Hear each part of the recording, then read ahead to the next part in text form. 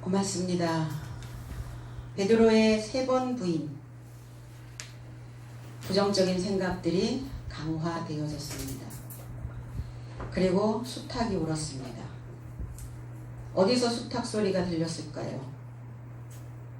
베드로 속에서 들렸던 주님의 음성이었죠. 잠에서 깨우는 어두움을 밝히는 그 주님의 가르침의 목소리였습니다. 그 목소리는 살아있는 물소리였어요.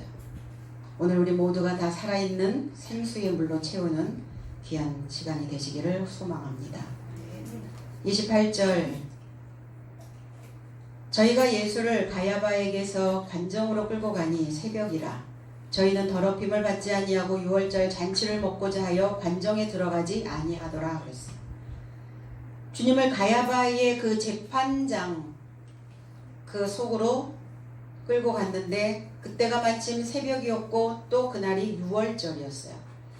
그럼 주님을 고소하기 전에 그 유월절이라고 하는 그 날은 어떤 송사도, 누구를 재판하는 심판도 일어나지 않는 그것을 이야기하고 있습니다. 거룩해야 되고 뭔가를 기념하는, 기억해야 되는 그 시간에 죄인을 그 관정에 끌고 온다는 것이 용납하지 않았다는 거죠.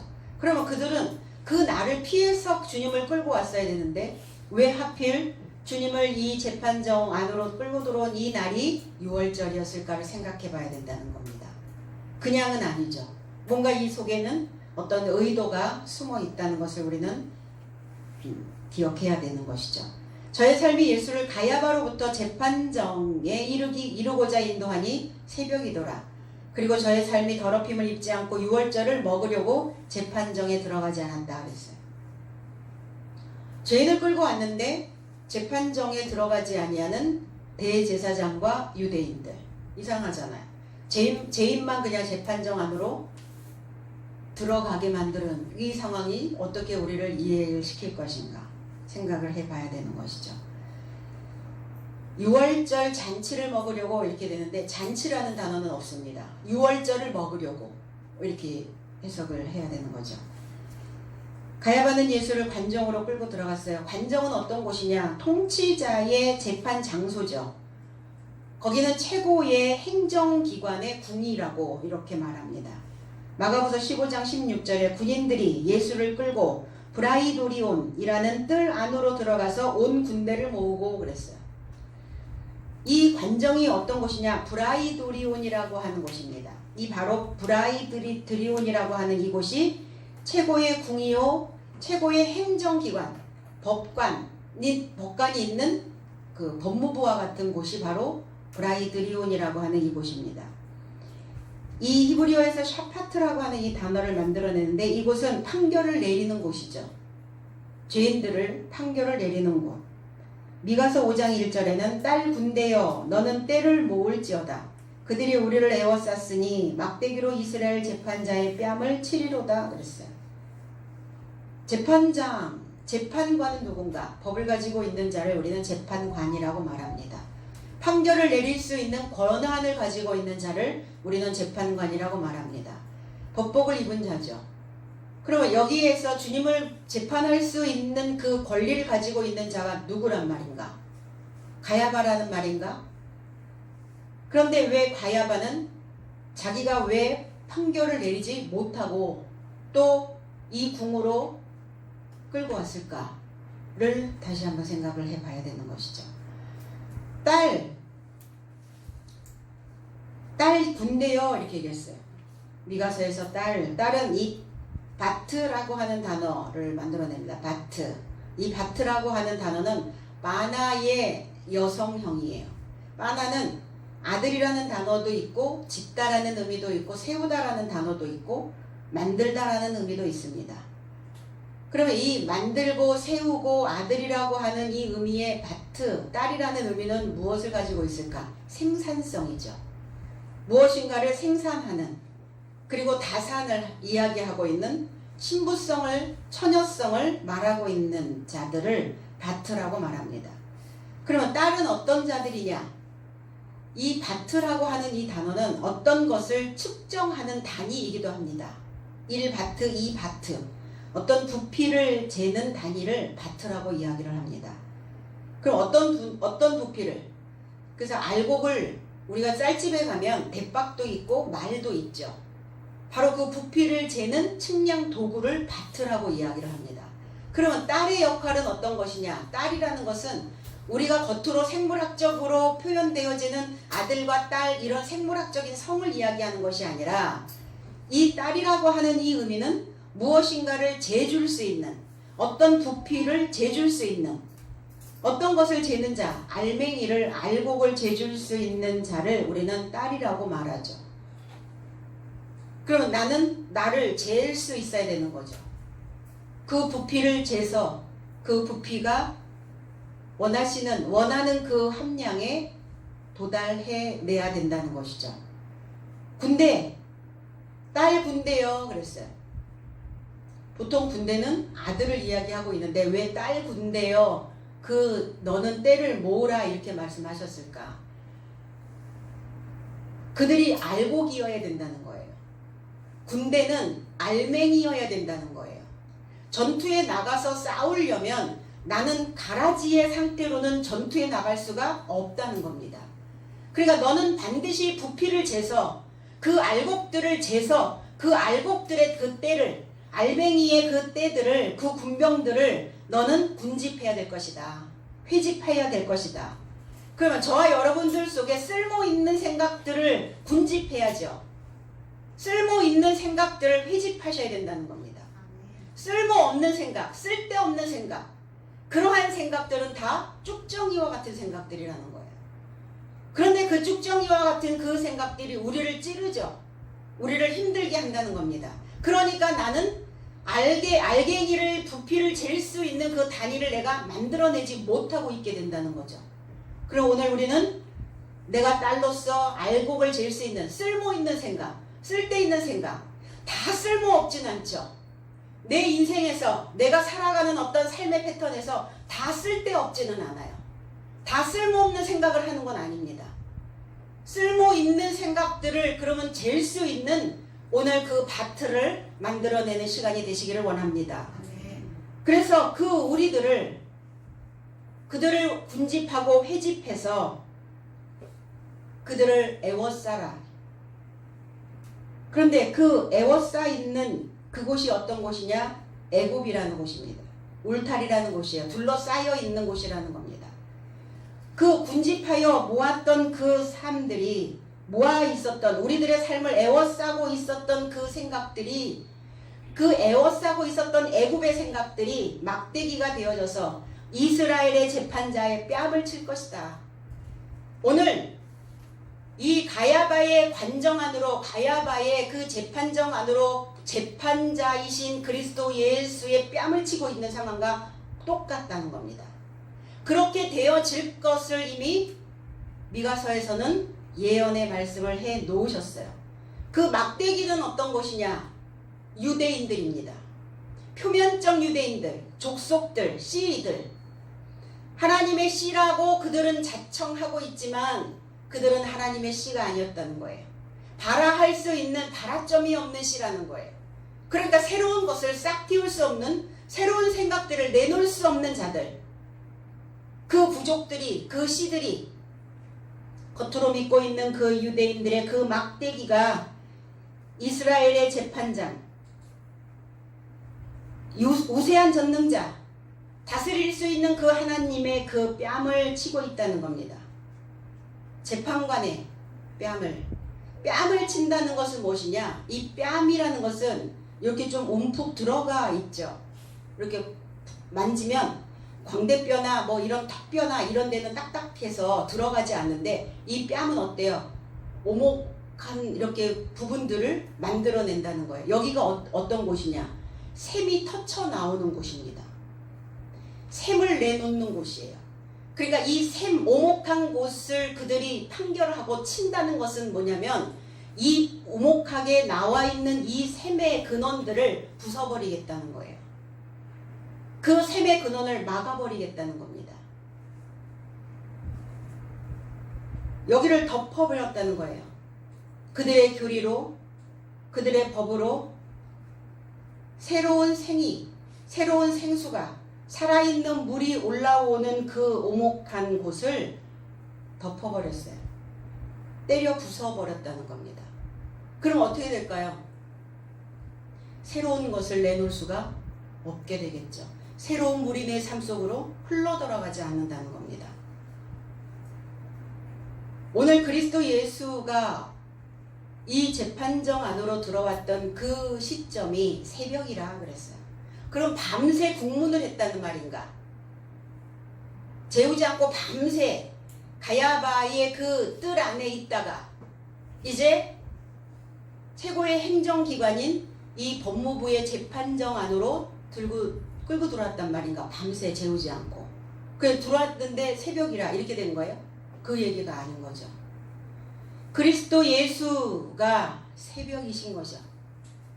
그들은 다 어두워 있어요. 그들은 자기의 사고 속에 잠자고 있어요. 그들은 의식 없이 누워 있습니다. 깨닫지 못하고 있어요. 그러니까 주님이 새벽별이 되어서 그들을 비춰주고 있음에도 불구하고 그들은 여전히 잠에서 깰 생각을 하지 않고 있는 겁니다. 밝아오는 으뜸이 되는 이 새벽 꼭지점이죠. 최고의 어떤 최상의 어떤 꼭지점에 있는 그 시간들입니다.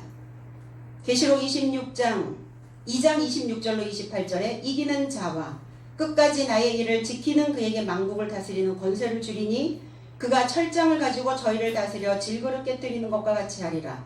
나도 내 아버지께 받은 것이 그러하니라. 내가 또 그에게 새벽별을 주리라 그랬어요.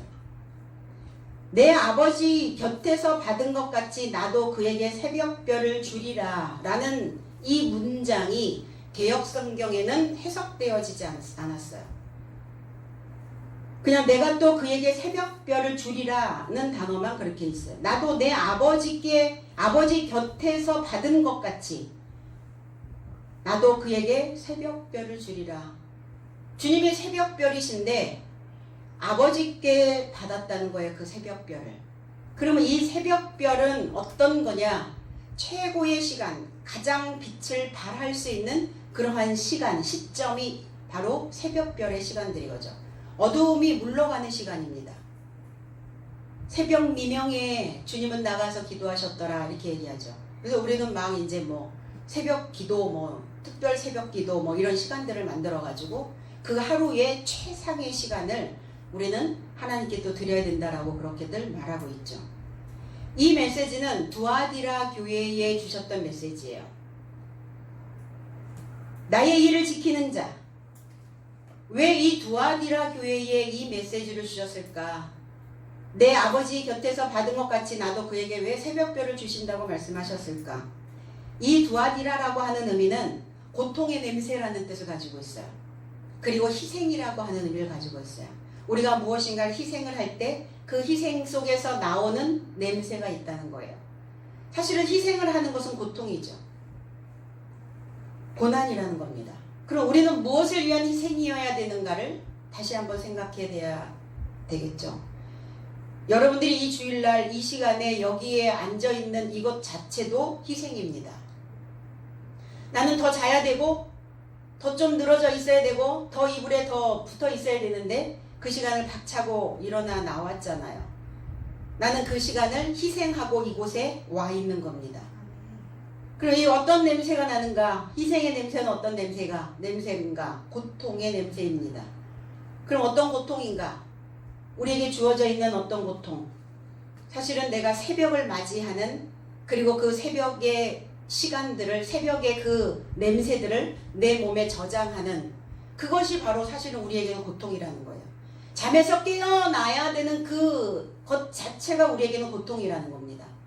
어두움이 내 삶에서 물러가게 하는 것 자체가 고통이라는 거예요. 내가 오래 잠겨 있었던 그 시간 안에서 벗어나는 것 자체가 고통이라는 거예요.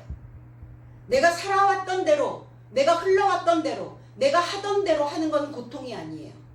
무엇인가 새로운 것을 만들어내야 되는, 내 삶에서 무엇인가를 창조해내야 되는 그 시간 자체가 우리에게는 고통의 향이 되어질 수 있다는 겁니다. 오늘 이 두아디라 교회에 있는 이 성도들의 모습은 어떤 모습이냐? 이세벨의 가르침으로 그들은 행음하고 있었다는 겁니다. 이세벨, 이에자벨이라는 단어인데, 이에라는 단어는 아니다, 아니야, 너 아니야 라는 단어와 자벨이라는 단어는 존경이라는 단어예요. 존경스럽지 않다는 거예요. 존경이 아니라는 거예요. 우리가 믿고 있는, 우리가 신앙생활하고 있는 내 삶 속에서 나타나고 있는 삶의 어떤 형태가 존경이 아니면 어떻게 할 거냐는 거예요. 내가 이세벨과 행음하고 있다면 어떻게 할 것이냐는 거예요. 이세벨의 사상을 쫓아가고 있는 거예요. 내 속에서 끊임없이 아니야, 넌 존경스럽지 않아, 너는 존중되지 않아, 넌 아니야, 넌 아니야, 이렇게 나를 끊임없이 부정하고 있는, 부정적 시각으로 나를 바라보고 있는 그 자체가 이세벨이라는 겁니다. 그럼 하나님을 믿는 우리는 어떠해야 되는가? 혹여 내가 조금 부족한 부분이, 열등한 부분이, 아직은 모자라는 부분이, 채워지지 않는 부분이 있다 할지라도 우리는 나 자신에게 늘 긍정적 존중을 해줄 수 있어야 된다는 겁니다. 하나님을 믿으니, 내 안에 하나님이 계시다면 내가 나 자신을 너는 아니야, 넌 존중해, 존중받을 수 없어 라고 말하고 있다면, 나를 늘 부정적인 시각으로 보고 있다면, 내가 나를 부정하는 것도 맞지만 내 안에 계신 하나님을 부정하는 것과 같다라고 말하는 겁니다. 그러한 생각 자체가 이세벨이라는 거예요. 그럼 이세벨의 생각과 나는 행음하고 있었다, 하나님의 색을 쫓아가지 아니하고 부정적인, 너는 아니야, 넌 끊임없이 아니야, 계속 아니야, 아닌 존재로 남겨지려고 하는 그런 의도, 그 생각은 하나님의 색깔과 다른 색깔이라는 거예요. 하나님 우리에게 어떤 색깔을 줬어요? 빛의 색깔을 주셨습니다. 밝은 빛을 주셨어요. 어두움이 아니에요. 검은색이 아닙니다. 부정적 생각이 아니에요. 긍정적인 존중하는 생각들이라는 겁니다. 오늘 그러한 생각으로 너 자신을 존중하지 못하고 있는 그 이세벨과 행음하고 있도다. 그런데 한 가지 칭찬할 것이 있다, 이렇게 말씀하셨어요. 여기까지 왔다는 거예요. 이 자리에 앉아 있다는 겁니다. 네가 지금 존중하지 못했고 너 자신을 긍정적 존중으로 이끌어오지 못했다 할지라도, 그러나 지금 네가 이 자리에 있기 때문에 나는 아버지에게서 받았던 그 새벽별을 너에게 줄 것이다. 오늘 이 메시지를 붙잡는 저와 여러분들이 되기를 원합니다. 그리고 나의 일을 완성까지 지키는 자에게 내 아버지께 받을 새벽별을 준다고 말씀하십니다. 나의 일을 완성까지 지키는 자. 그러면 지금 내가 완성됐냐고요? 우리는 과정입니다. 지금 과정을 갖고 있는 거예요. 수습기간이에요. 숙련기간입니다. 다 완성도 되지 않았는데 완성되지 않은 그 건물에 가서 왜 이렇게밖에 안 됐냐고 말할 수 없잖아요. 내가 지금 과정을 가고 있는데 이 과정을 잘못됐다라고, 너는 아니라고 이렇게 말할 수는 없는 거잖아요. 그래서 오늘 이세벨이 되지 않기 위해서는 오늘 나 자신을 존중해 줄 수 있는 그 생각으로 다시 샘을 타야 될 줄로 믿습니다. 나의 일, 어떤 일인가? 나의 일을 완성까지 지키는 자. 일곱째 날을 하나님은 내가 일곱째 날 모든 일을 마치고 이날에 안식하셨다, 이렇게 말씀하셨거든요. 내가 모든 일을 마치고 그 일을 선지자가 만드는, 제사장이 되어지는, 왕이 되어지는, 천사가 되어지는, 우리의 생각이 긍정적인 존중의 삶으로 파견되어지는 일이에요. 내가 소식을 가지고 있는 천사요, 내가 하나님의 선지자요, 내가 하나님의 사자요, 내가 하나님의 일꾼이요, 그 일을 완성하는 그 일을 마치시고 그랬어요. 그럼 우리는 아직 맞춰지지 않았다는 거예요. 아직 완성이 아닙니다. 지금 계속 완공을 향하여 우리는 그 길을 가고 있을 뿐이라는 겁니다. 이들은 왜 더럽힘을 받지 않으려고, 더럽혀지지 않으려고, 불결해지지 않으려고, 오염되지 않으려고 왜 그 재판정 안으로 들어가지 않았을까? 그들은 유월절을 기억하고 있었겠죠. 유월절을 지키고 있었겠죠. 유월절, 파스카. 헬라어에서는 파스카라고 하는 단어고 히브리어에서는 페사흐라는 단어예요. 히브리어에서의 페사흐의 유월절은 묵가하다, 면제하다, 껑충뛰다, 절뚝거리다, 넘어가다, 목숨을 살려주다. 구약의 유월절에서는 면제해줬어요. 묵가해줬어요. 넘어갔어요. 쩔뚝거리며 넘어가도 넘겨주셨어요. 그리고 목숨을 살려주셨거든요. 이게 유월절이었어요. 구약의 유월절. 그런데 신약으로 넘어오면 이 파스카라고 하는 단어는 고통스러운, 고난당하다라는 의미를 가지고 있습니다. 그럼 구약에서 유월절은 고통이 아니었어요. 고난이 아니었어요. 내가 쩔뚝거리며 걸어 다녀도 주님은 묵가해 주셨거든요. 그냥 넘어갔어요. 그리고 목숨만은 살려주셨다는 겁니다. 그러면 오늘 이 대제사장인 가야바와 표면적으로 믿고 있었던 이 표면적 유대인들은 어떠한 유월절을 지키고 있었을까? 구약이죠, 당연히. 그냥 넘어가, 그냥 면제받고, 그냥 껑충 뛰어가고, 그리고 목숨을 부지하고 살아왔던 그 유월절만을 기억하고 있었다는 겁니다. 그러니까 그 유월절에 내가 다시 오늘 이 시점에서 내 목숨을 건져야 되고, 그리고 이제 내가 어떠한 것들을 잘못했다 할지라도 나는 그냥 넘어가 줘야 되고, 하나님 좀 넘어가 주세요. 오늘 좀 면제해 주세요. 오늘 나에게 그런 혜택을 좀 주십시오. 그렇게 하나님께 요청을 하려면 자기의 생각들이 오염되어져서는 안 된다고 생각을 한 거예요. 그리스도 예수를 재판하면서 거기에 어떤 불미스러운, 거기에 어떤 부정적인 그러한 언어들을, 그리고 그 생각들을 섞을 수 없다라고 생각을 한 거예요. 그러니까 그들이 오염될까봐. 아니, 그것도 우습잖아요. 그들의 믿음이 확고부동했다면, 그들의 신앙이 절대였다면, 어떠한 물이 와도, 어떠한 상태가 되어줘도 내가 그 물로 인하여 오염될까봐 두려워하지 않아야 되는 거죠. 자기네들의 생각들이 옳았다면, 자기가 주장하고 있는, 자기네들이 주장하고 있는 그 주장이 맞는 것이었다면 그리스도 예수의 그 물로 인하여 더럽힘을 받을 것이다라는, 오염은 되어질 것이다라는 불안감을 가질 이유가 없었다는 거예요. 그런데 그들은 그들의 믿음에 확신이 없었던 것이죠. 그들이 믿고 있는 그 하나님에 대하여 그들은 아무것도 내놓을 것이 없었다는 겁니다. 단지 하고 있었던 것은 뭐냐? 그들은 구약의 어떠한 절기를 지키고, 그리고 하나님께서 분명히 오늘 또 내가 요청을 하면 넘어가 주시고 묵가해 주실 거다라고만 믿고 있는 거였어요. 종교 행위 외에는 할 수 있었던 것들이 아무것도 없었다는 겁니다. 그 관행만을 따라서 흘러가고 있었던 자들이었어요. 그러니까 자기의 기분을 더럽히고 싶지 않았겠죠.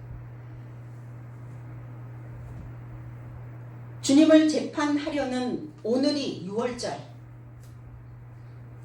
그래서 가야바와 표면적 유대인은, 표면, 겉으로 믿고 있는 자들이에요. 겉만 믿고 있는 이러한 유대인들의 삶이 유월절을 먹고자 그랬어요. 유월절을 먹고자. 유월절을 어떻게 먹습니까? 히브리어에서 히브리즘에서 말씀하셨던, 구약에서 말씀하셨던 그 유월절의 말씀을 먹고 있는 거예요. 넘어가시는 거죠. 그냥 다 주시는 거예요. 우리는 신앙 안에서 너무나 많이 오랜 세월 이런 것들을 해왔다는 겁니다. 하나님, 내가 오늘 이세벨과 같은 생각을 하고 있다 할지라도, 내가 이세벨과 함께 음행을 하고 있어도 넘어가 주시겠지라고 생각을 했었던 거예요. 내가 나를 비난하고 내가 나를 존중하지 못하고 있었던, 그리고 그것이 곧 결국은 하나님을 존중하지 못하고 있었던 그것이었다 할지라도 그냥 오늘 나는 면제를 받을 수 있을 거라고 생각을 했었어요. 내가 절름거리면서 이 신앙 안에 있다 할지라도 나는 나를 그냥 묵가해 주실 거라고 생각하고 있었어요. 그거를 먹고 있었던 겁니다. 그들은 절름발이었어요. 그들은 불구자였습니다. 신앙이 어느 한쪽으로 치우쳐져 버려 있는 생각. 우리의 생각도 우리 안에 어떤 부정적인 생각이 올라오면 이 부정적인 생각들을 해석해낼 수 있는 긍정적인 생각들이 올라와 줘야 되거든요. 그런데 부정적인 생각들이 올라올 때마다 그것에 치여가지고 어느 한쪽으로 기울어져 버리고 있다면 절름발이라는 거예요. 우리의 마음이 어느 한쪽으로 쏠려지어 가고 있는가? 나는 평행을 이루고 있는가? 그런데 주님은 오늘 그들이 절름발이 이의 인생, 그리고 그들이 지금 묵과하고 넘어왔었던 그 생각들이 잘못된 생각이라는 것을 비춰주고 싶으셨던 거예요. 내가 새벽이야. 너희 지금 어두워 있어. 너희들 잘못된 생각을 하고 있는 거야. 절대로 잘못된 생각을 하고 있는 거야. 부정적으로 존중받지 못하고 있었던 너희들의 생각이 다시 하나님의 생각으로 다시 빛을 발할 수 있도록 주님은 조명하고 계시는 것입니다. 그런데 그들은 그 빛을 받으려고 하지 않아요. 그 소리를 들으려고 하지 않습니다. 그 물을 먹지 않습니다. 이것이 문제예요. 이것의 문제예요. 그냥 얘기하면 들어야 되고 그렇다라고 해야 되는데 내 속에서 올라오는 또 생각들은 이세벨의 생각들이 또 올라오게 된다는 겁니다. 오늘 유월절을 먹고자 재판정 안으로 들어가지 않았고 이렇게 말씀했거든요. 어떤 유월절을 지키고 있었을까? 하나님에 대하여 무지하고 알지 못하고, 그러니까 믿는다고 해도 내가 지금 믿고 있으니까 하나님 내 어떤 것을 어떤 생각을 해도 내가 어떤 마음을 가지고 있어도 다 그냥 묵과하고 넘어가실 수 있을 거야 라고 생각을 하고 있었다는 겁니다. 유월절만 지키면 하나님께서 목숨을 살려서 면제해 주실 것을 그들은 그 생각을 먹고 있었던 거예요. 신명기 16장 1절로 3절에 아비벌을 지켜 내 하나님 여호와께 유월절을 행하라. 이는 아비벌에 내 하나님 여호와께서 밤에 너를 애굽에서 인도하여 내셨음이라. 여호와께서 그 이름을 두시려고 택하신 곳에서 소와 양으로 내 여호와께 유월절 제사를 드리되 유교병을 그것과 함께 먹지 말고 7일 동안은 무교병 곧 고난의 떡을 그것과 함께 먹으라. 이는 내가 애굽 땅에서 급속히 나왔음이니 이같이 행하여 너의 평생에 항상 내가 애굽 땅에서 나온 날을 기억할 것이니라 그랬어요. 유월절을 왜 지키는가? 유월절을 왜 기억하라고 하시는가? 애굽 땅에서 나왔던 그 날을 너희들은 기억해야 된다. 애굽이 어떤 곳이었습니까? 사람의 생각이에요. 사람과 짐승이 뒤섞여 있었던 생각. 어떤 사람의 생각? 첫아담적인 생각, 본능적인 생각, 내 감정을 다스릴 수 없는 그 본능에 잡혀 있었던 그 생각, 거기가 애굽이라는 거예요. 애굽에서 나왔던 것을 기억하라. 그런데 애굽에서 나오면 유월절을 지켜야 되는데 유월절을 지키는 그 동안은 무교병을 먹어야 된다. 유월절을 지키는 것은 이제 고난의 떡을 먹어야 되는 시간인 것이다.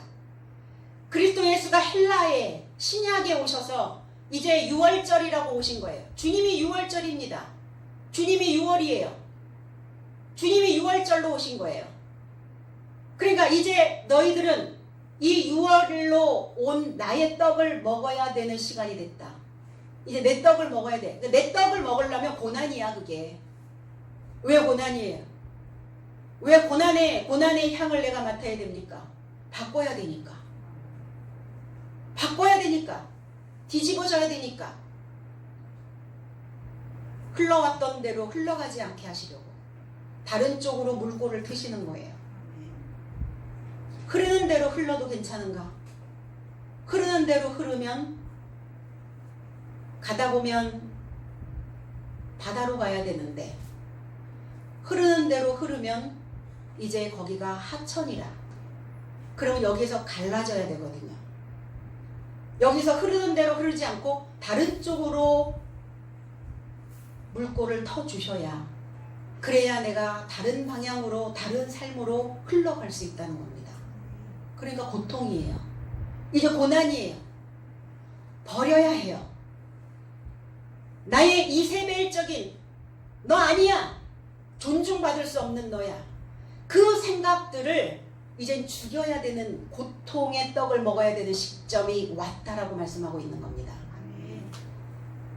아비벌, 아빕이라고 하는 이 의미는 뭐냐면 아비부, 부드럽다, 곡식의 어린 이삭, 푸른 싹이라는 의미를 가지고 있어요. 봄입니다. 실록의 푸른 새로운 싹을 틔우는 지금 이 봄과 같은 이 계절을 아빕이라고 얘기해요. 월은 뭐냐? 월이라고 하는 의미는 호데시라고 하는 단어인데 새 달, 새 것이 되다, 새롭게 하다. 자, 5월에서 6월 세 달이죠. 오늘이 바로 아비벌이라는 거예요. 여기서 이제 니산월이라고 하는 단어가 만들어지죠. 아비벌, 니산월. 그러면 이 아비벌을 지켜 그랬어요. 이 아비벌이 바로 6월절이라는 거예요. 고난의 떡을 먹어야 되는, 변화해야 되는, 새롭게 되어져야 되는, 그리고 새로운 싹을 틔워야 되는, 푸른 싹을 틔워야 되는. 그래서 불필요한 가지들을 쳐내는 달입니다. 이게 6월절이요, 아비벌이요. 새 달입니다. 어제의 생각은 잊어버리세요. 어제의 생각은 그냥 버리세요. 이제 오늘을 사는 거예요. 오늘 아비벌로 사는 겁니다. 오늘 6월이 되는 겁니다. 오늘 새로워지는 달입니다. 내가 어저께까지는 이세벨과 짝하여 있었다면 오늘은 그리스도와 짝해가는 그러한 새로운 마음을 먹는 시간들이 되시기를 원합니다. 그래서 애굽에서 있었던 그러한 생각들, 내 삶의 어떤 한계에 부딪혔었던 그러한 생각, 그래서 갇혀 있었던 독방에 있었던 것 같은 그 답답함, 그러한 그 인생들, 애굽에서 있었던 그 날들을 우리는 기억해야 됩니다. 돌파구가 없었어요. 알지 못했어요. 깨닫지 못했습니다. 새로운 메시지가 들어오지 않았어요. 늘 들려지는 똑같은 패턴의 그 메시지에서는 내 생각들을 벗겨낼 수가 없었다는 겁니다. 내가 새로워질 수가 없었어요. 새로운 것이 들어가야 내가 새로워질 수 있죠. 새로운 생각을 먹어야 새로워질 수 있는 것이죠. 그 새로운 것을 먹는 것 자체가 고난이에요. 고난. 오늘 주님은 내가 바로 6월절로 온 고난의 떡이라고 말씀하고 계시는 겁니다. 그리고 7일 동안은 무교병을 먹으라고요. 누룩이 없는 발효되지 않은 빵.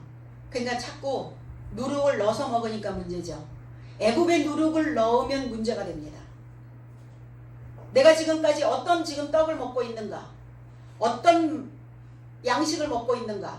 무교병 먹으시라고요. 무교병. 누룩이 없는, 애굽의 생각이 없는, 애굽의 사상이 빠진 새로운 생각, 새로운 것으로 먹으셔야죠. 주님도 누룩입니다. 그런데 부패되어지고 그 나쁜 누룩 말고요. 새로운 누룩, 새로운 교훈, 새로운 생각, 새로운 마음, 그것이 누룩이에요. 그러니까 나쁜 마음을 먹으면 어때요? 부풀죠. 점점 끌어당기죠. 나쁜 것만 다 끌어당기잖아요.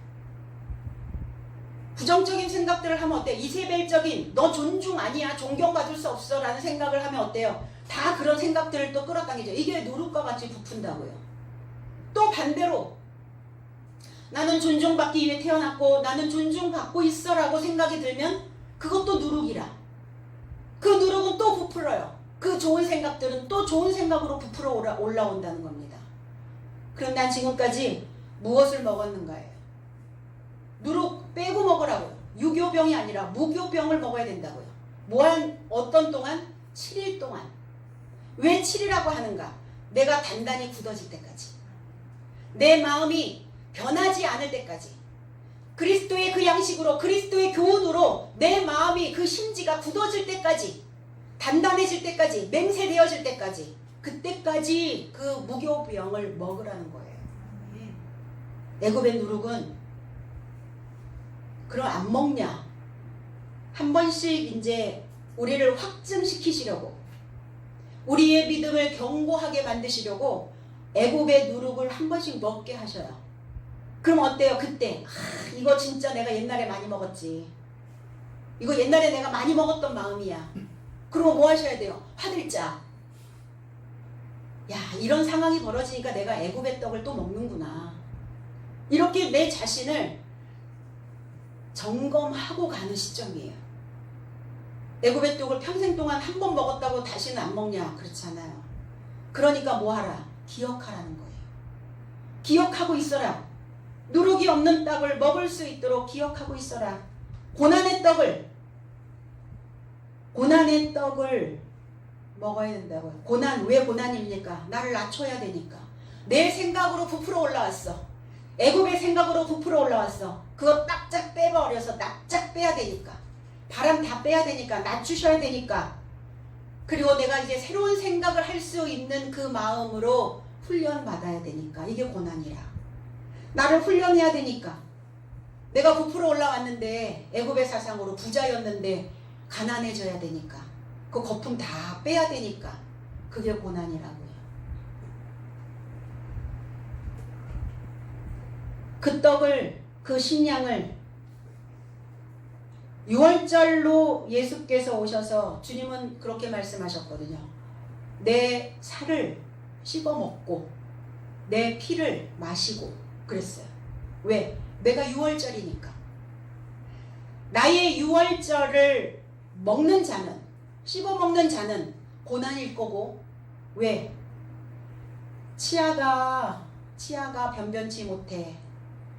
씹는 근력이 만들어지지 않아서 단단한 것을 씹어야 되는데 단단한 것을 씹지 못한단 말이에요.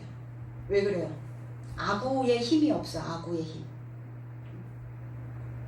아이들은 그래서 어금니도 낳지 않기 때문에 단단한 것을 먹지 못하는 것도 있지만 이 아구의, 이 턱뼈에 힘이 없기 때문에 그 딱딱한 것들을 못 먹는 거예요.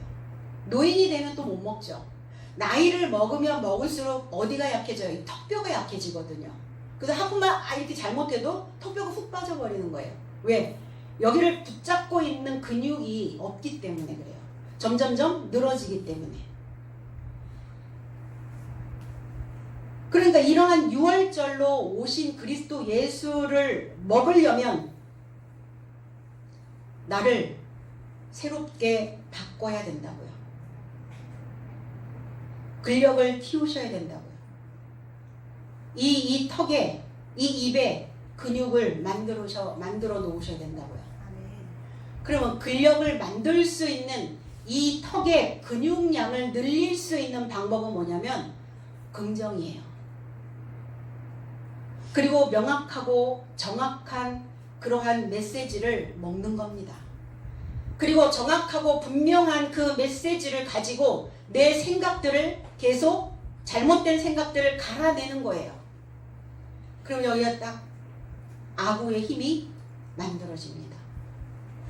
그래서 사람에게 메시지를 전할 때도 이 말이 그 사람의 생각들을 확 잡게 만들어요. 확 잡아 당기게 만든다는 겁니다. 그럼 하나님의 근육량이, 말씀의 근육량이, 그리스도의 말씀으로 근육량이 늘어야 되는데 행음하고 있는 이세벨의 근육량이 늘어나면 안 되잖아요. 잘못 먹고 있는 그 생각의 근육량이 늘어나서 계속 잘못된 것을 물고 늘어지게 하면 안 되잖아요. 왜 생각은 계속 물고 늘어져 가고 있는가? 좋은 마음이면 괜찮은데 그렇지 않은 마음은, 애국적인 생각들은 거기에 또 근육을 만들게 되어진다는 겁니다. 신앙의 새롭게 되어지는 이 새날 6월 절반이에요. 이제 1월달서부터 5월달까지 이제 어쨌든 여기까지 왔으면, 이 자리에 있으면 괜찮은 거예요. 잘한 거예요. 좋아. 자, 그럼 6월달서부터 나머지 분기 동안 뭐 하시면 돼요? 이제 긍정적 존중으로 내가 그것을 찾고 씹어 먹으시면 돼요. 그 익숙하지가 않아서 잘 안 씹혀요. 이제 씹어 먹기 시작하면 그 긍정적 존중의 근육량이 늘어난다는 겁니다. 그러니까 저와 여러분들이 각자의 6월절이셔야 된다는 거예요. 어떤 절기, 달력에 있는 날짜만이 아니라 각자가 유월절, 각자가 아비벌, 각자가 니산월이 돼서 그것을 기억하실 수 있어야 된다는 거예요. 애굽에서 어떻게 나오셨어요? 그 지옥 같은 생각에서 어떻게 빠져나오셨냐고요? 아직도 지옥인가요? 아니요.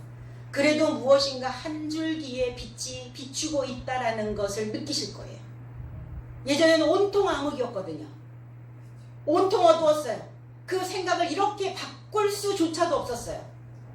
그런데 이제는 조금 생각을 이렇게 돌릴 수 있는 그 마음의 여력은 만들어지셨잖아요.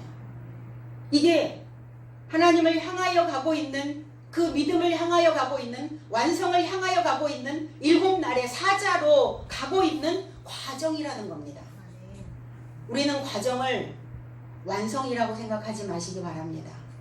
내 이 가는 과정을 보고 나는 이렇게 됐지, 이렇게 되겠지라고 그렇게 단정지어서 말하지 마시기 바랍니다. 오늘 우리는 이 유월절을, 그러니까 저와 여러분들이 유월절이 돼서 이 유월절을 계속 곱씹어 먹으셔야 돼요.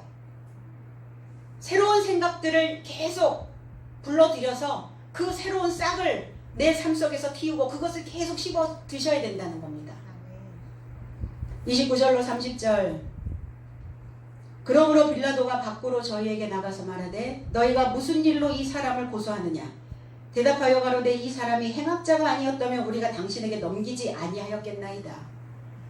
주님을 이제 행악자로 몰고 있습니다.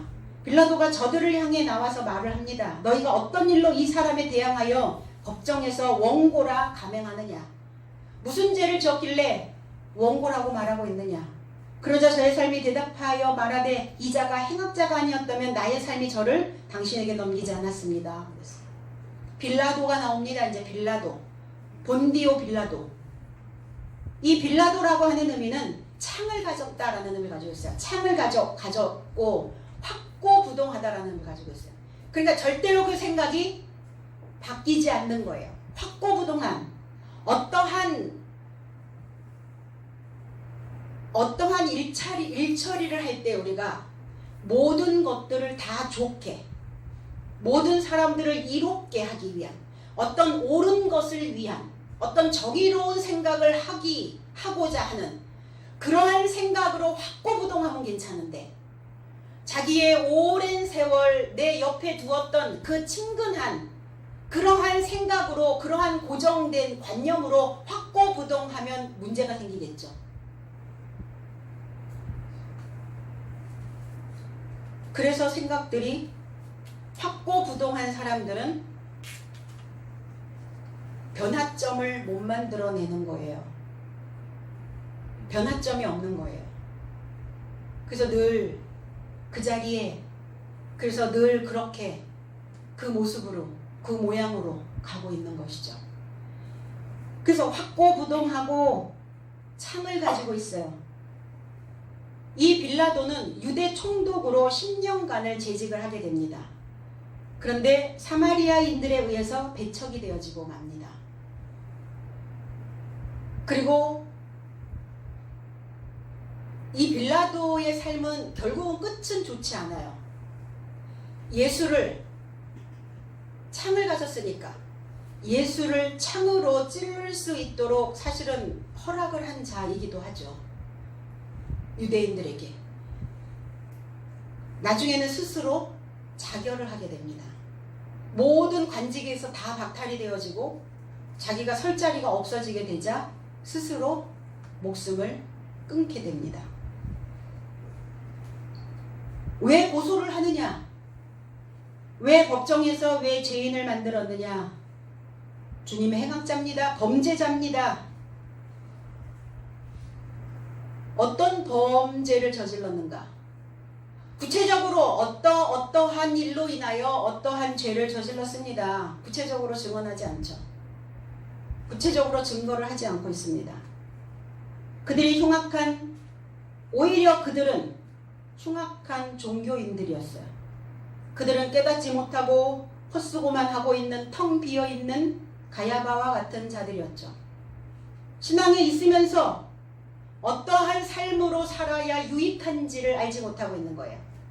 그들의 변하지 않는 확고부동한, 그리고 그들은 참으로 늘 사람을 찌르는 그러한 역할들만 하고 있었다는 겁니다. 진정성, 그리고 내 삶의 어떤 일치성, 그리고 어떤 통제력, 이러한 생각으로 내 자신의 삶을 설득해낼 수 있어야 되는데 그들은 그들의 생각들을 설득해내지 않고 있다는 겁니다. 좋을 것이 없어요. 다른 색깔, 다양한 색깔들이 있는데 왜 나는 꼭 그 색깔만의 옷을 고집할까?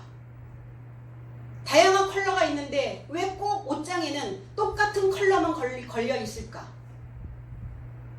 나를 좀 다양한 색깔로, 다양한 컬러로, 다양한 모양으로 만들어내야 되는데 왜 나는 오늘 나를 창조하지 못하고 있을까? 오늘 가야바와 같은 자들이라는 겁니다. 겉으로 믿는 척하고 있는, 표면으로만 믿는 척하고 있는 유대인들이었다는 거예요. 오늘 우리는 우리의 자신들을 설득해내시기를 원합니다. 아멘. 그리고 선과 악을 분별할 수 있는, 선과 악을 분별할 수 있는 것은 교육입니다. 이 교육을 통해서 우리는 그리스도의 지능을 만들어야 되고, 그리스도의 지능을 만들기 위한 전투를 우리는 시작해야 된다는 거예요. 내 속에, 내 생각 속에 선이 자리 잡기 위해서 우리는 전쟁을 치러야만 된다는 거죠. 선이 자리 잡을 수 있는 터는 있나? 내 마음의 터. 내 마음의 터를 누가 지금 장악을 하고 있는가? 가야바인가? 가야바의 일당인가? 아니면 그리스도인가? 주님을 넘겨줬다고요. 가까이 보냈다. 파라디돔이라는 단어예요. 우리는 훨씬 더 좋은 삶, 훨씬 더 좋은 신앙을 갖기 위해서 반드시 말씀 가까이 던져줘야 돼요. 말씀 가까이 던져줘야 되는데 나를 어디 가까이 던져놓고 있는가? 내 생각을 온통 어디에다가 지금 던져놓고 있는가? 어디에다가 지금 넘겨주고 있는가? 생각이 자꾸 넘어가죠. 생각이 넘어가요. 생각이 어디로 넘어가냐고요. 우리의 마음이 어디로 넘어가고 있냐고요. 말씀으로 넘어가야 되는데, 파라디돔이 말씀 가까이 보내져야 되는데 내 마음이 어디로 자꾸 보내지고 있는지를 우리는 통찰하셔야 된다는 겁니다. 갈라디아서 2장 20절에 내가 그리스도와 함께 십자가에 못 박혔나니 그런즉 이제는 내가 사는 것이 아니요 오직 내 안에 그리스도께서 사는 것이라. 이제 내가 육체 가운데 사는 것은 나를 사랑하사 나를 위하여 자기 자신을 버리신 게 아니라 자기 자신을 넘겨주신 하나님의 아들을 믿는 믿음 안에서 사는 것이라. 나를 사랑하셨대요. 나를 사랑하사 나를 사랑하사 나를 위하여가 아니라 나를 초월하여, 내가 가지고 있는 내 생각을 초월하여 자기 자신을 넘겨주신 하나님 아들의 믿음 안에서 사는 것이다. 그럼 우리는 내 생각을 초월해서 하나님 아들의 믿음 안에서 살고 있는가? 하나님 아들의 믿음 안에 나의 삶도 넘겨져야 된다고요. 하나님 아들의 믿음의 삶으로 내가 던져져야 된다고요. 그쪽으로 마음이 보내져야 된다고요. 마음이 가죠. 내가 그 사람한테 마음이 가 이렇게 얘기하잖아요. 마음이 어떻게 가요? 나와 어떤 공통 분모가 있거나 나의 어떤 것들을 필요로 하거나 내가 그 사람을 필요로 하거나 이럴 때 나와 무엇인가 코드가 맞을 때 우리 마음이 간다라는 이야기를 해요. 그럼 오늘 우리는 주님에게 마음이 가고 있는가? 주님에게로 내 마음이 넘겨지고 있는가? 아니면 오늘 빌라도에게 넘겨지고 있는가? 창을 든 확고부동한 변할 수 없어. 변하지 않아. 나는 이 모양으로 살 거야. 이게 빌라도란 말이에요. 거기에 마음이 가십니까? 거기로 지금 보내지고 계세요? 거기로 지금 넘겨졌나요, 마음이? 그럼 저와 여러분들도 하나님의 아들의 믿음 안에 나의 삶이 넘겨졌다면 오늘 우리는 유익한 신앙이 되어질 것입니다. 하나님 아들의 믿음과 결합되어져야 되고, 그리고 무익한 종교성에서 우리는 자유할 수 있어야 되겠죠. 아들의 믿음이 될 수 있는 교육을 받아야 됩니다. 그래서 신앙의 혁신, 믿음의 혁명, 종교의 혁명이 일어나야죠. 내가 가지고 있는 종교, 나는 지금 어디에 마음이 보내지고 있는가? 나는 지금 내 마음이 어디로 넘겨지고 있는가? 나는 어떠한 것을 지금 내가 받아들이고 있는가? 혁명. 우리의 마음의 혁명이, 믿음의 혁명이 오늘 일어나면 좋겠습니다. 31절로 32절. 빌라도가 가로되 너희가 저를 데려가서 너희 법대로 재판하라. 유대인들이 가로되 우리에게는 사람을 죽이는 권이 없나이다 하니, 이는 예수께서 자기가 어떠한 죽음으로 죽을 것을 가리켜 하신 말씀을 응하게 하려 함이로라 그랬어요. 빌라도는 사실은 굉장히 영악하고 계산적인 사람입니다. 자기의 정치 생명을 침해받지 않으려고 사실은 그렇게 니네들이 해. 유대법으로 해.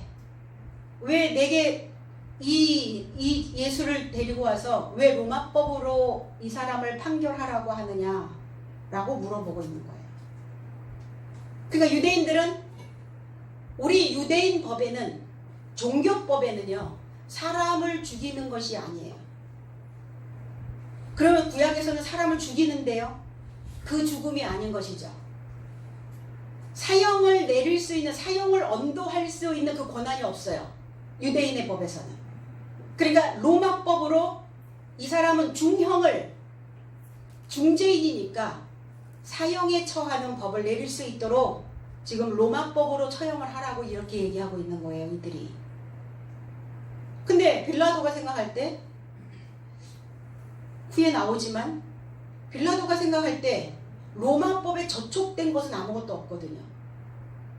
로마법에 어긋난 그러한 범죄를 저지른 자가 아니거든요, 그리스도가.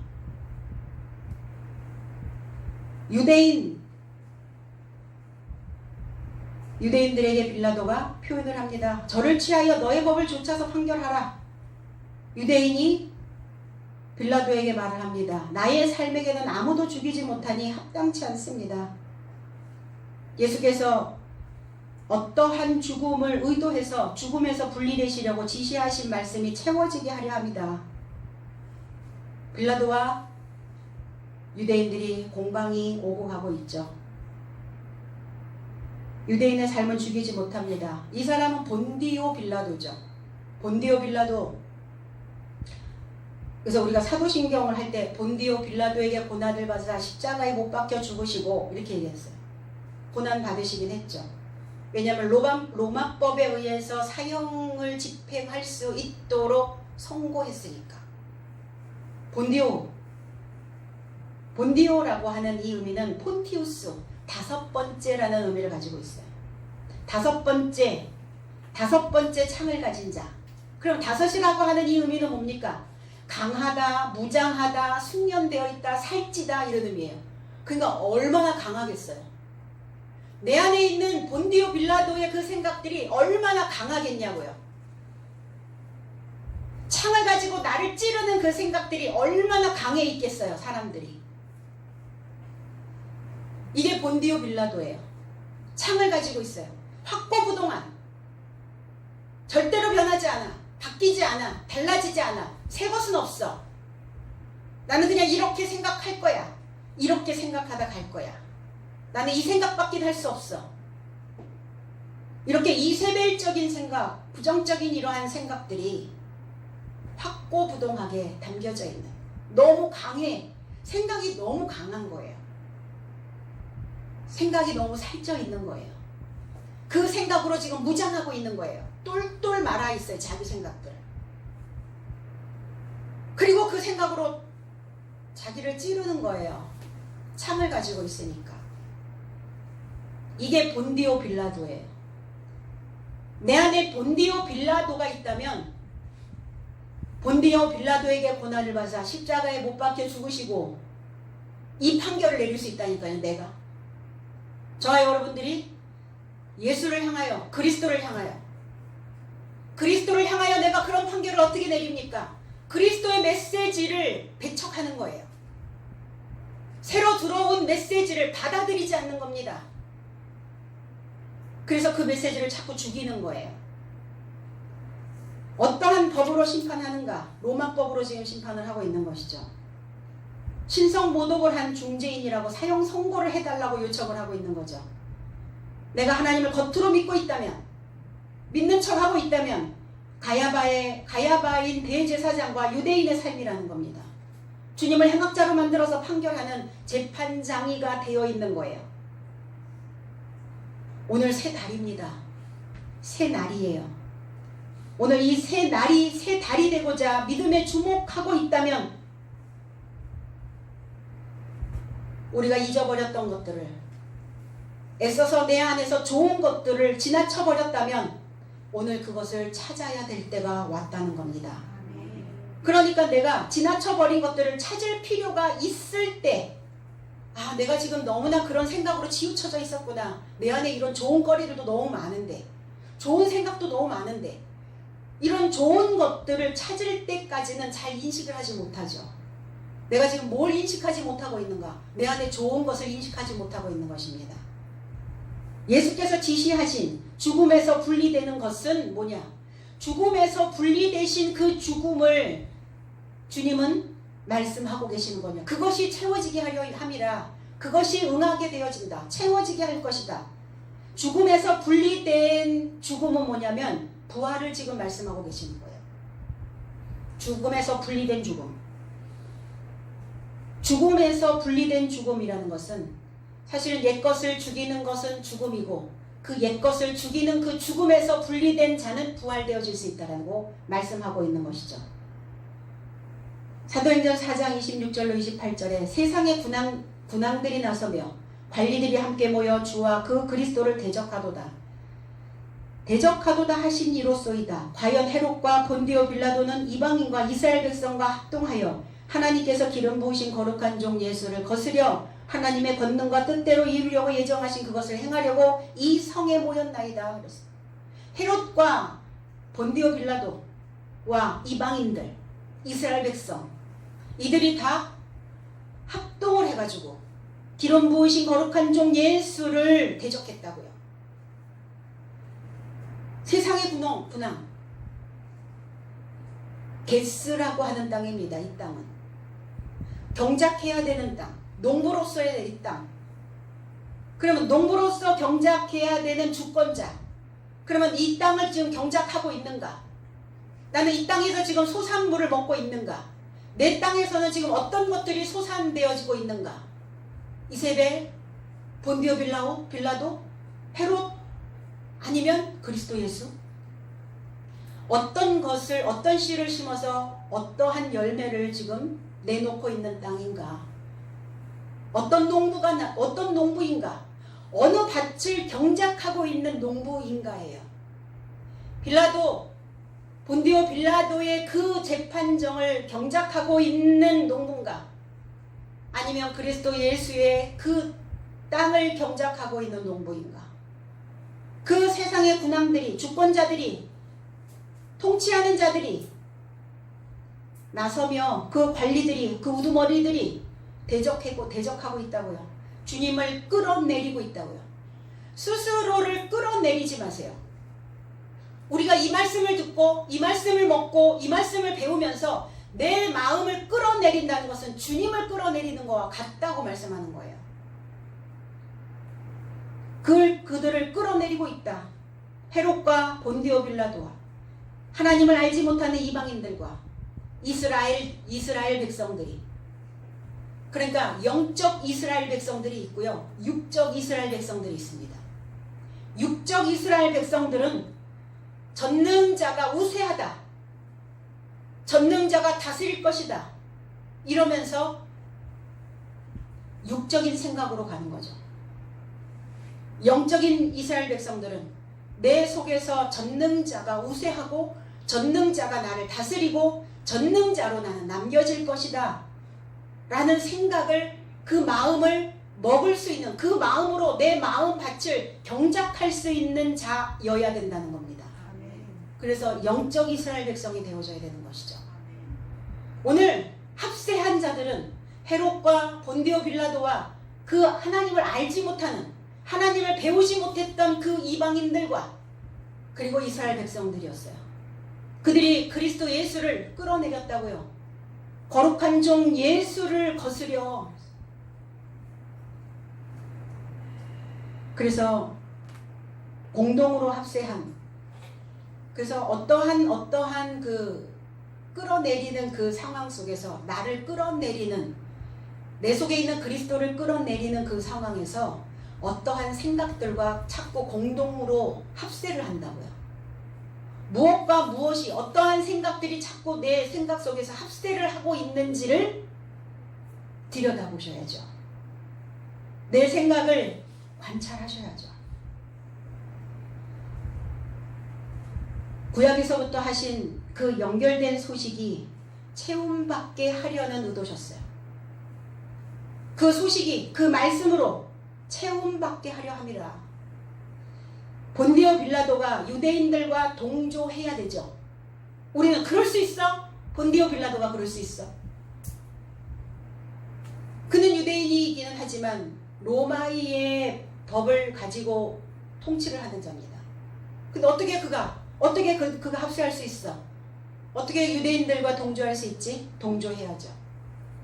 동조해야 구약에서부터 연결된 그 소식이 채워질 수 있다는 겁니다. 동조를 해서 십자가에 못 박히셔야 죽으실 수 있고, 그 낡은 생각들을 확 잡아당겨서 내 안에 있는 낡은 것, 내 안에 있는 부정적인 생각, 그 부정적인 생각들을, 그 어둠의 생각들을 확 끌어당겨서 십자가에 못 박으실 수 있는 것이죠. 그러니까 내 안에서 주님이 죽지 아니하시면 나는 다시 새로운 생각으로 갈 수 없다는 겁니다. 그러니까 본디오 빌라도는 쓰임받은 거예요. 도구로,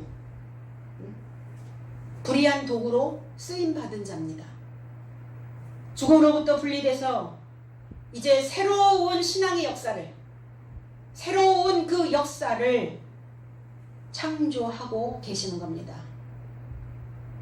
이제 나의 삶의 역사도 내가 그동안 써왔던 그 레파토리 말고, 또 그 레파토리냐, 그 스토리 말고 이제 새로운 레파토리, 새로운 스토리로 이제 다시 나의 역사를 오늘 6월달부터 기록하시면 됩니다. 우리를 성장과 창조로 이끄는 죽음이 있고요,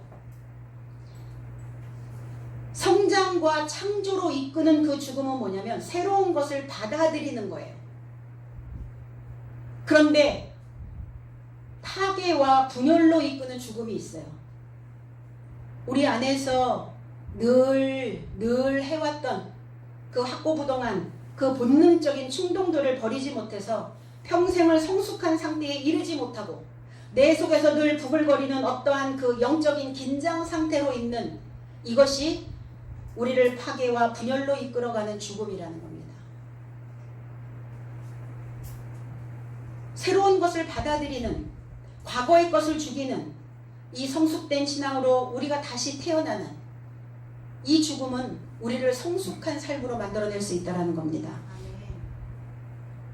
그래서 나의 인생의 그릇에 무엇을, 어떤 것으로 채우게 할 것이냐, 어떤 것이 채움받게 할 것이냐, 이해되어지고 깨달아진, 그리고 변화되어진 새로운 싹으로 내 삶을 채울 것인지, 아니면 배우지 못하고 알지 못하고 새로운 소식이 들어오지 않으면 뭐의 문제가 생깁니까? 소리의 문제가 생겨요. 소리. 그 소리에 문제가 생긴 병을 문둥병이라고 하는 거예요. 살이 다 썩어 문드러지는 거거든요. 우리 너무 오래된 가죽, 오래된 제품, 오래된 옷들 어때요? 다 이렇게 종이장이처럼 쫙 만지기만 하면 다 으스러져요. 다 바스러져 버려요. 너무 오래돼가지고. 우리의 생각도 그렇다는 겁니다. 소리에 문제가 생기면 문둥병이 걸려요. 그래서 썩어 문드러져요. 내가 오늘 또 이런 부정적인 생각으로 내 마음 한 구석을 또 썩게 만들었구나. 그것을 감지하지 못하고 아주 자동적으로 그 생각이 계속 하고 있는 그 생각 자체가, 그 마음 자체가 문둥병이라는 거예요. 그럼 오늘 뭐 하셔야 돼요? 오늘 나아만 장군처럼 요단에 가서 씻으시면 됩니다. 오늘 이 교회 안에 있는, 이 교회가 요단이요, 나 자신을 낮추는 것이요, 나를 부풀게 하지 마세요. 낮추세요. 그리고 하나님의 말씀 안에 그 내 몸을 담그시면 오늘 그 소식에, 소리에 문제가 생겼던 그 병으로부터 우리는 자유로워질 수 있습니다. 새 살이 돋는 거예요. 오늘이 그 6월절이요, 오늘이 아비벌이 되는 귀한 한 날이 되시기를 주님의 이름으로 축복합니다. 기도하겠습니다.